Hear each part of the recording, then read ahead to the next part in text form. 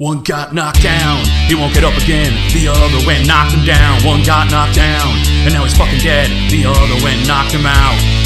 Combo breaker! The art of a boss fight is an interesting one, because you want them to be difficult enough to warrant them being a boss fight, but at the same time, you don't want them so difficult that you irritate everyone that fights them. You want to test the player and have them use their new weapons and skills they've acquired, but you don't want to have to require them to spam use healing items. Well, and there's a lot of good, great video game bosses, but there are just those ones that piss you off. You know what? I'm just gonna hop right into it. We're doing the top 10 bosses that piss me off to no extent. Alright, so in number 10 we have the Warrior from Borderlands 2. This guy is actually really easy to kill. And, you know, he doesn't even do that much damage to you depending on your level. So then why is he on this list of bosses that piss me off? Well, it's the amount of ammo you have to use to kill the bastard. The thing just eats your bullets, and if I wasn't playing as the Gunzerker who pretty much has infinite ammo, I would lose my freaking mind. Number 9 comes from a huge rage-inducing game, Punch-Out. This game is about pinpoint reactions and countering. Well, Mr. Sandman will wreck your shit in just a few punches. Honestly, like, if you get hit once, you may as well crack your Wii in half, because he's so goddamn strong, he puts Mac down in like a punch or two. Yeah, if you lose to him, then you just quit. There's no beating the man. So, number 8 would be higher up in the list if you couldn't just spam projectiles to beat him. I'm of course talking about Shao Kahn, the Mortal Kombat boss. He spams that goddamn shoulder ram, his hammer swings, his infinite projectiles, and a vicious string of combos that drains all of your health in seconds. God, he pisses me off so much. His quick combos and his chains, and I didn't ask for Sub-Zero to be murdered, but his projectile is useless in this fight. Number 7 goes to a previous combo breaker loser, Tubbo. He's a huge ass. Like, honestly, he does massive damage, he teleports, he's got quick movements, and it makes him a pain in the ass to even hit, and he's got that stupid fucking pulse attack, and you can't fucking block it, you can't dodge it, because no matter what, it does massive damage to any foe and has huge amounts of knockback. It's pretty much an instant kill to you. There's no avoiding it. The number 6 pick is just as annoying to fight as the last one I mentioned. Of course, who else would I be talking about except for Galactus from Marvel vs. Capcom 3. He first takes out most of your health by having you fight 2 foes at once, and then when you finally get to fighting his giant ass, he's got these big ass lasers that do shit tons of damage, and they're unavoidable. You can't do much except for block, which lessens the damage, but it's only a matter of time before your team dies. And when Spider-Man falls to the ground, then you see Hulk die and Akuma dies, and it makes me all sad and angry, and God, I hate Galactus. So number 5 comes from Shovel Knight. And I've mentioned this before that I have a love-hate relationship with this game, but this one's Specter Knight. This guy is annoying. He does pretty good damage, first of all, but he blacks out the screen, which makes it hard to see.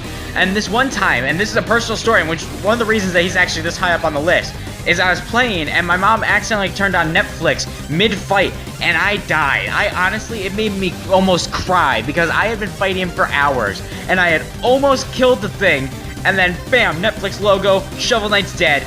Gah. You know, when I saw Shovel Knight's armor shatter and his shovel fall to the ground, I just collapsed and cried. Freaking hate you, Specter Knight. The 4th one is my main man and 2-time combo breaker loser, Akuma.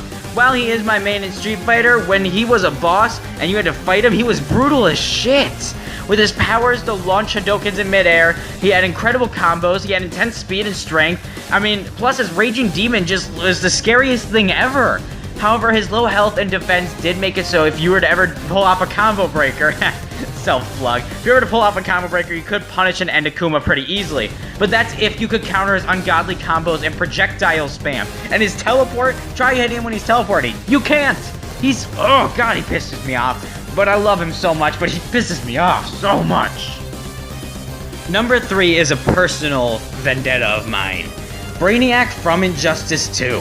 Not only does he have insane combos, but unlike Akuma, all of his stats are ungodly high. He's got giant mecha tentacles that stop you mid-combo and drain 1/4 of your freaking health. Not to mention, I don't know about you guys, but when I see my main character Harley Quinn just get obliterated because I whiffed one drop kick, it's not a nice thing. It makes me pretty fucking angry because I spend forever whittling down his health with my long combo chains, and then one attack from his tentacle pretty much ends me. Both health bars gone. It's ridiculous. Number 2 is from one of my favorite games of all time, Shantae the Half-Genie Hero. And the Sandworm takes the number 2 spot. But not because of the actual fight. No, that's the easy part. But the chase scene that happens before you fight this. It requires perfect jumps and not getting hit. Also, if your transformations and belly dances and hair whips and everything aren't on point, if you are not exact with that shit, you will get fucked up and you'll have to start over. Not to mention, the worm chases you the entire time you're doing this whole like gauntlet of enemies, and he will one-shot kill you.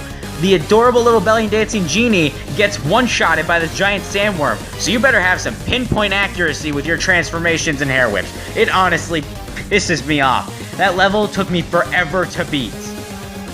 So there's only one honorable mention.